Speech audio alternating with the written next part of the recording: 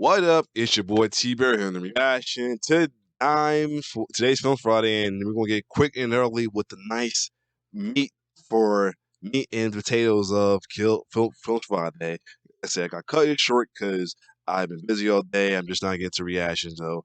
It'll premiere on Saturday, unfortunately, but I still got y'all though. I know that me been coming out with a lot of new stuff like Sleeper, no Spree, and Freaky. I will get to them. I still got my other ones out of the previous polls I've been trying to do as well too. Like give me a chance. No let us bar boarding me with choice or anything. But I want to do this one today. It's a new one. I was surprised he put this in the count when he's doing it for Black History Month. Is this Since we're heading towards the end of Black History Month, it's a good idea to do a reaction to this one movie here. And what's so funny, I heard about this recently this past Halloween because I was looking up on like black women in horror films and anything. Heard about the main star of this film, and I heard about this movie and the main star of this film, along with other notable like I think Samuel Jackson and I think Kadeem Hardison in this too. And this first time hearing about it at the time. So this is a classic 1990 horror Afro-American style horror movie called Death by Temptation. So this is a perfect one I should do for Black History Month.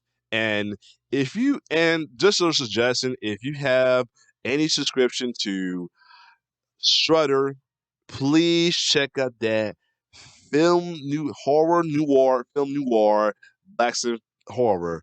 You gotta check that out. That was a good ass documentary. It is a great documentary. Other than that, let me not talk too much about this. Let's get into the kill count.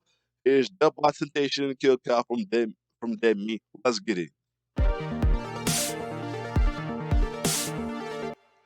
Welcome to the Kill Count, where we tally up the victims in all our favorite horror movies. I'm James A. Janice, and today we're looking at Death by Temptation, released in 1990. I chose this movie for my Valentine's Day release because it's all about finding love. Finding love with a sexy succubus who's looking to feast on the blood of her dates. Her latest targets are two childhood best friends, a rural minister in training and an urban actor reuniting in New York City. The film explores themes of I think his last movie he did, keeping things light with its comedy and colorful with its photography. It never goes overboard into silliness either. Yeah, Melba Moore? The story has a serious depiction of good versus Samuel Jackson, and sometimes an allegory of how the AIDS virus affected the black community in the 80s. The analogies and symbolism are everywhere, but what's great about this movie is that it also works as a straightforward vampire story. It's visibly low budget, and the chopped up editing can feel nonsensical sometimes, but I appreciate the earnestness with which it was made. Everyone involved is completely dedicated. Death by Temptation was written, produced, directed James by, Bond, and James stars Bond James Bond III, and is essentially the sum of his filmmaking career. Aside from a role in Spike Lee's School Days, his credits are few and minor, with no other writing or directing gigs to his name. Luckily, the novice filmmaker was smart enough to employ a very talented cast and crew. While Bond takes the lead role of a nebbish newcomer to the city, the more animated characters are played by Kadeem Hardison of A Different World fame, and Bill Nunn, the late actor most famous as Radio Raheem, and who we saw in Candyman 2 as a reverend.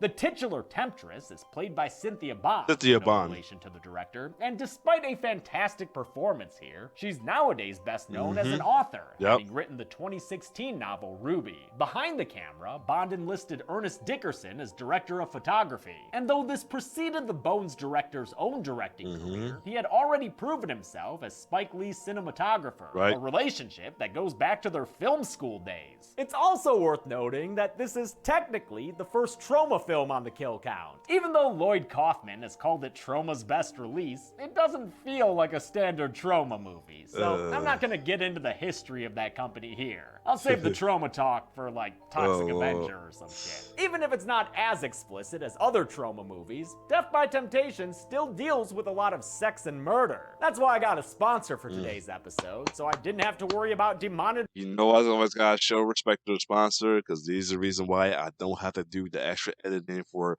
the uncensored one. Speaking of that, I I told y'all this.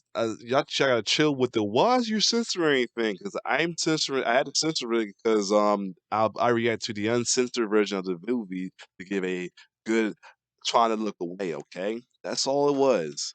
Anything I did.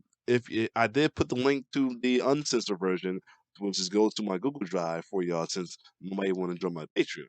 So anyway, let's get back to it.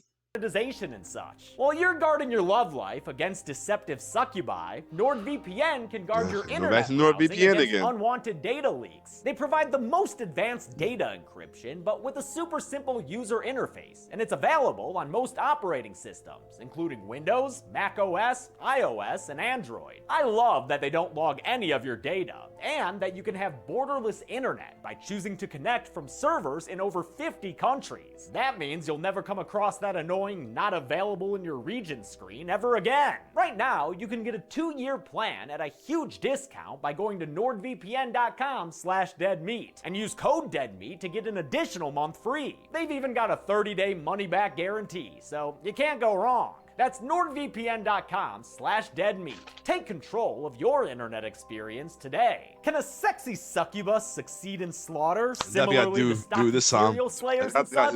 Let's find out and get to the skills. Let's wait a minute. The movie begins with multiple James Bond credits. There's the first, second, and third. I'd say that triple hitter earns him a title card. It's happy hour at this Brooklyn bar where a nameless bartender offers advice to a recent lover. So just get an abortion. What's the big deal? Man, Jesus, Flash. Maybe this movie's more trauma than I thought. We're treated to an endless, unbroken take of this guy as he goes on and on being a nasty horn dog. After the call ends, this horn dog gets leashed by a sultry woman who's very forward. Sounds like she's gotta have it. Why don't you let me make you a drink at my house? Horror movie horn dogs, man. They never question when it's just too easy. He heads to her building and marches his red-suited ass through a foggy doorway, ready to lay into some lascivious leisure that may or may not involve hot wax. And it's all about to go down here in Tommy Wiseau's bedroom. The two of them start getting sexy, him with his bulging muscles, her with a tightening belt. But before he can get to humping at her belly button, the shower turns red and she starts laughing all scary.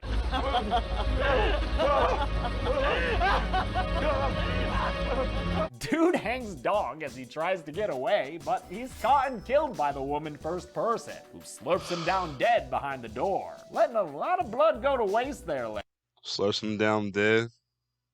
lady. You're gonna regret that later when you're hungry again. In North Carolina, a 20-year-old named Joel Garth has lived with his grandma since he was a kid, which was back when a mysterious woman, shrouded in black, seemed to be hunting after him and his minister father.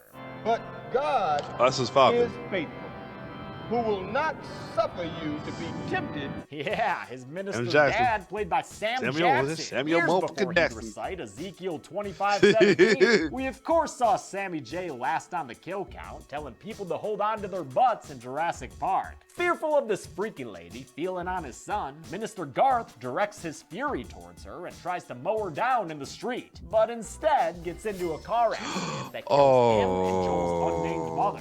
Don't be misled by any posters saying this movie stars Mr. His role here is even smaller than Mr. Senior Love Daddy. Damn you, shrouded woman! Back at the bar in Brooklyn, a dude named Dougie Fumbles trying to pick up a hottie whose friend is talking to nobody. No, like, look at this long shot. There's seriously nobody there. An adulterer in waiting named Norman enters the place and immediately sidles up to the temptress at the bar, though he quickly discovers her tastes are a bit outside his budget. I had to recognize this dude. Cristal here. He been on a lot of stuff. Bartender, more like bro-tender. Despite his reluctance to indulge her fancy tastes, she once again makes things easy. Why don't we take this champagne back to my place, or am I being too full? And once again, the horny man fails to recognize that it's too easy. So he takes a bottle to go and heads to her place for some shagging. First thing first, this soundtrack is awesome. Second, he looks, yeah, that's homie from B Street. Yeah, I was like, why you look familiar? from B Street. That's the main guy. It's too easy, so he takes a bottle to go And he's on heads juice. to her He's on place juice. for some shagging In the with movie. a side of tasty feather. Yeah, you like that feather against your He was a cop on tongue, juice. don't ya? Some sexy blade play leaves the woman with a midnight snack, but in the morning, Norman finds sores that didn't come from the edge of a knife. Honey, Uh-oh. I've given you something there's no cure for. Ooh. It's gonna grow and grow until it consumes you. Oh shit. Norman complains that he should be able to have trysts without consequences, but that's a luxury no longer available in a world with HIV, or, succubi. The Temptress laughs him out of her room, and before he's even left the building, he finds his new viral infection spread to cover his entire body. After continual nightmares of the Shrouded Woman, Joel calls up a childhood friend named Kay. They haven't talked since Kay moved to New York to be an actor, but since Joel is feeling conflicted as he nears the completion of his minister training, Kay tells him to come visit. My place is your place, brother. When you coming? Seriously? You damn Skippy. I Crazy. really. And crazy man, I thought about that. Them two, them two and Bill Nunn played on School Days together, man. They was all part of the same. They was all friends with Lawrence Fishburne character Dab. I just thought about that. really appreciate this. I love how was director good. James Bond didn't take the successful cool guy role, but rather the sheltered hometown dork. He's great at it too. Before Joel leaves for New York, his crisis of faith compels him to leave his Bible at home, a decision the Temptress seems to sense from afar. Then he tells his grandma he has to explore the world before he fully commits to being a man of the cloth and excitedly heads to Fun City. At this movie's favorite bar, Dougie continues his weak game, getting a face full of water Damn. for his efforts. He's not deterred though. In this spot here, them honeys, they be all That over girl me, look- man. the I'm girls telling you, through man, the they be thing hitting look on me like like a this. hurricane in here, man. Good thing this isn't the man count, or I'd be tallying a bunch of mans right now. Hey, he's a nice brother, man. I like him a lot, man. We were starting to hit it off, man, and my man stopped coming around, man. A bunch of mans. A quiet gay man named Jonathan is sitting by his lonesome until he's approached by another dude who tries to pick him up. Tell me something. With all the men in this bar, am I really that obvious? Jonathan says he's only interested in conversation, so the other guy leaves, and eventually, Jonathan wanders a bit too close to the Temptress. She slips him her address and phone number and says he has a Here we choice, go. then intimates that she knows he's a dude who usually goes for other dudes. For a woman, it's much better. She sees Kay enter the bar and hints for him to come over, which he does pretty quickly because, as always, ain't none of these dudes about to question their luck with the ladies. The woman shows a much more innocent disposition towards Kay, allowing Cynthia Bond to play a different shade of this alluring villainess. They hit it off and dance together to the sounds of a saxophone, which comes blowing at their ear holes courtesy of actual smooth jazz saxophonist Najee, who's credited as himself. Kay Nice. falls so in love with the Temptress, he fantasizes about Najee nights with fresh fruit and sock sex. Come on, man! But he can't go home. Oh, James, ain't nothing wrong with doing the thing with socks on, man. Come on, it's the same. A woman tonight because Joel just got into town. And you know what they say, bros before saxophones. Kay Bro finds before Joel saxophone. waiting for him at his apartment building, then brings him into his unit where he's got all sorts of memorabilia from the movies he's acted in, including a loaded gun? Movies is one thing, but life is a whole lot tougher. I guess it is a different world. Still, that Uzi kind of clashes with the rest of your decor, dude. Bachelor clocks and radios. Yeah, like that shit. bachelor clock, whatever the fuck that means. An gotta underrated do Bowie it. album later, the boys have been hanging out, and Joel expresses amazement at the size of the city and the plight of its people. What you saw today, young brother, were victims, Man got the Economics. fresh J's on. Oh shit. environment, and Reaganomics. The scenes between these two are And the fresh- highlights of the fresh film. kicks right there, Their too. chemistry feels so natural. You really buy that they go way back. Kay gleefully tells Joel about the sexy lady he met the night before, describing her in a way that becomes comical when crosscut with what she's presently doing. She's sweet. No one comes here without an appointment or unless I bring them here myself. Looks like she's successfully lured Jonathan to her apartment. possibly because he's trying to convince himself he's not gay. His self-doubt leads to her dominating him in bed in a dark scene where we see she's got a scary, hairy demon hand. She then kills him by tearing him to pieces, his screams mixing with her growls as his blood splatters all over the canopy. Though Joel doesn't drink, Kay convinces him to go to the bar with him. As long as first, they have a full-on makeover Murder rap. montage with the fancy feet. Look out! The Temptress is making her feet look fancy too, through black stockings and magic. Wow. Evil magic. Later that night, the bar is a happening place, and Dougie is striking out yet again. This time by hitting on a woman who's there with Grammy-nominated R&B artist Freddie Jackson. Shortly after Kay and Joel arrive, the Temptress hits on Joel and acts like she's never met Kay before, the Mentirosa. The naive country boy's too smitten to notice his friend's upset, and while Kay stares daggers across the bar, Dougie warns him that the mystery woman is bad news. Back at the apartment, Joel says he's glad he got to know the lady, so Kay questions if he'd go all the way and get to know her biblically. No, I would not. Why? You know that I wouldn't. It's against everything that I believe in, everything that I've been taught, everything that No, I wouldn't.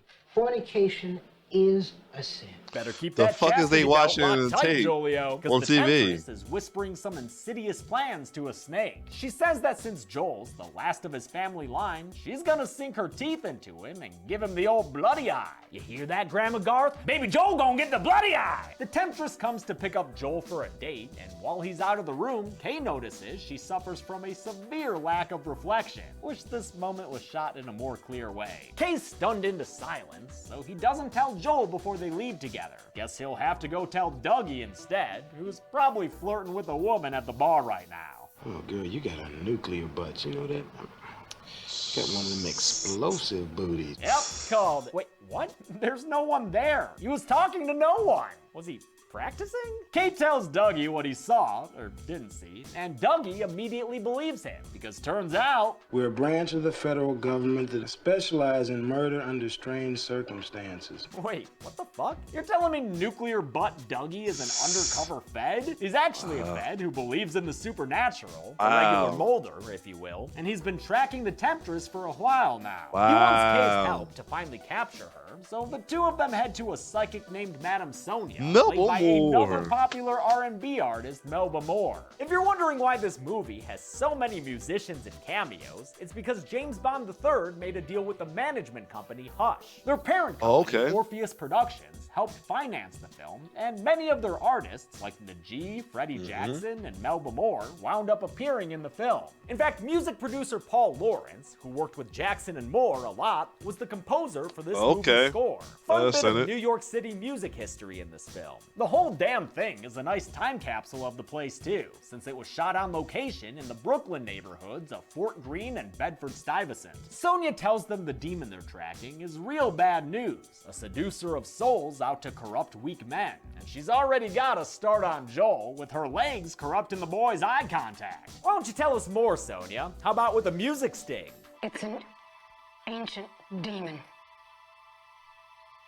and its name is temptation. Perfect, just what I wanted. Sonia says temptation can only be destroyed if the soul she seeks to feed on remains fully committed to God. But before she can spill any more psychic beans, Temptation excuses herself from Joel and hops on the psychic hotline. Do you think I do not know that you are there? Way to quickly and effectively get your message across, T. That psychic hotline's pretty expensive. Just ask Miss Cleo. Her date with Joel ends with a kiss, which gives his Grandma Garth some premonitory nightmares. In them, she sees him go to the movie's bar, where he runs into Temptation's other victims, including Jonathan, the bartender, and at least 8 other guys who we've never seen before. They're clearly dead, though, so I guess I'll count them. Especially old Spurty Hand there. Oh, and this drooly feller. Close your mouth, man. The shrouded woman, Temptation herself, is in attendance too, as is Norman, the married man who she infected during his affair. He was later shot to death by his wife for cheating on him. Oh! They all invite Joel to come into the fold, but before Temptation can fold her face into the young man, Grandma Garth wakes up. Dream scene over. Kay returns home and tells Joel he's seeing a dangerous liar, but Joel blames the accusations on envy and alcohol. Kay doesn't back down and insists that Joel go back home to the Tar Heel state, while he and Dougie head to the bar and take care of business. Ha, nothing like making an almost minister cry. At the bar, Dougie tells the bartender to put a vial of holy water into the Temptress's drink. You, really gonna drug this random woman there, Chief? Yeah, okay, that's pretty fucked up, especially considering the side effects. And when she drinks that holy water, she's gonna start slobbering and farting and gagging and shit. She drinks it down and slobbers accordingly, but before Kay and Dougie can kill her with a holy blade of some sort, she stops them with her nebulous powers of evil laughter and scary tongue waggle waggle waggle. The dudes run away but find their car missing, and after they senselessly split up, Dougie flags down another ride. It's the bartender, but he's possessed now, so shit. I'll count him as dead. Sure. He's not alone either, because in the back seat is wait. Oh, evil shit. E.T.? I'm sorry. What? That thing kills Dougie in a first. Could we see that thing again, please? What the fuck is that ugly thing, man? Joel goes to Temptation's place, now all done up in red, and the two of them start kissing up a storm. Shit. No matter how bad Joel might be at it, and he is pretty bad. He breaks it off, probably because of how bad he is, and though she coaxes him with wine, he steadfastly refuses to imbibe. But ain't nothing gonna stop this demonic date rapist, so she mouth drugs him with a kiss full of alcohol and devilishly laughs as he passes out on her bed. Kay gets back to his apartment, and after some karate practice and a swig from a 40, that's at least 40% foam, am I right? Is lured into the living room by some noise. It's the TV, where he sees himself in footage that's honestly pretty Wait, is that Joe Biden on that poster back there? Oh, looks like him. What the fuck? TV K ushers real K to come closer to the screen, which he really shouldn't have done, because that's when the other president in his room gets sinister.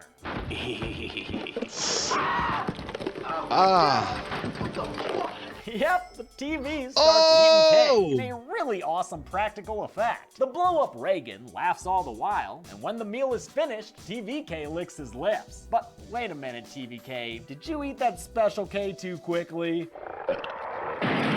Oh! Yep, I thought so. Gotta slow down your eating, TVK. Damn. Or else you won't fully digest, and you'll be left with a screaming stomach.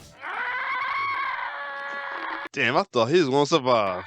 At least help survive along with Joel wakes up in bed next Joel. to Temptation, only it's his childhood bed, which is why he sees his father calling him a sinner. Thanks for the extra hit of Jackson movie, but Minister Garth's not really there to help fight off Temptation. Grandma Garth is, though, having come all the way to New York just in time for a demon lady to psycho slam her against a wall. Ooh. Temptation breaks Joel's wrist and gives him a good wall toss too, then strips away her humanly beauty and presents some scary fangs. Oh, what? Those fangs aren't scary enough for you? How about these eyes? Oh, God. The blackest eyes. The devil's eyes. She floats on over to Grandma Garth and chokes her until she bleeds, but don't count Granny out just yet, because Joel, inspired by the memories of his minister dad, crawls his little Bible butt over to a crucifix on the floor. Recommitting himself to his faith, he confronts Temptation face to green face. And you know what, y'all? I think the power of Christ is compelling her. Joel gives her a hellish rebuke like a 5e warlock, which turns her into a beast as the film stock turns yellow. She blows up,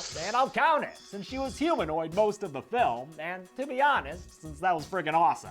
Nasty things exploding in nasty ways. I mean, that's something to hug your grandma over, man. While Ernest Dickerson did a lot of this movie's special effects, including the awesome TV consumption using a rubber screen and some front projection, he had nothing to do with the climactic blowing up of the beast. Those weird shots were actually pickups filmed later by Troma founder Lloyd Kaufman. The beast costume was reused in another Troma film too. Oh, okay. Sergeant Kabuki Man NYPD. I'm telling you. Well, if Child Munch wasn't shut down, we would see this on like some bad acting, bad action, or something like that. Really? Yeah, man, Troma's fucking weird. We Yeah. get one final scene that shows us a demonic limo driver dropping a dude off at a club. It's Dougie, and he's the demon now. I think. That's weird. There's also a shout out to the other James Bonds, 'cause I guess that last of the line thing was autobiographical. Damn. How many sinners wound up dead by temptation? Let's find out and get to the numbers. Sax solo!